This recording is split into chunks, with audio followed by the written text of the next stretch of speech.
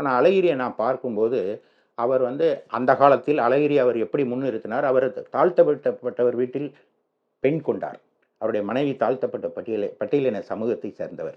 நான் கூட அதை பெருமையாக நினச்சேன். ஆனால் தாழ்த்தப்பட்ட பட்டியலினத்தை பெண்ணை அவர் திருமணம் செய்ததால் அந்த வீட்டை விட்டு விலக்கி வைக்கப்பட்டார். ஏன்னா மதுரையில் அவருக்கு வீடு தனியாக கொடுத்து அங்கே அனுப்பிச்சிட்டார் கருணாநிதி.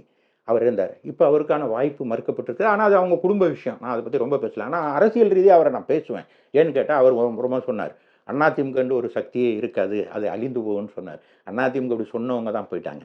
நான் அழகிரி நல்லா இருக்கணும்னு விரும்புகிறேன் தனிப்பட்ட விதத்தில். ஆனால் அரசியல் ரீதியாக அதை விமர்சித்து தான் ஆகணும். இன்றைக்கி அவர் அரசியல் இல்லாட்டும் நான் எண்ணி பார்க்கிறேன். திராவிட அதிமுகங்கிற ஒரு கட்சியை இல்லாமல் ஆக்கிடுவேன் என்று சொன்ன காலங்கள் உண்டு.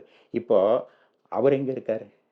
அவரை நம்பி சென்ற அந்த 2 பேருக்கும் அதிமுக தான் அடைக்கலம் தந்திருக்கு. எனவே தான் அதிமுக ஒரு உயர்வான இயக்கம்னு சொல்கிறேன். அழிக்க முடியாத ஒரு இயக்கம். ஏன்னா எப்போ தவறு நடக்குதோ அப்போல்லாம் நியாயம் ஜெயிக்கணும் அப்படிங்கிறதுக்காக ஒரு சக்தி உருவாகும். அப்படி உருவான காவல் தேவன் தான் புரட்சித் தலைவர் எம்ஜிஆர்.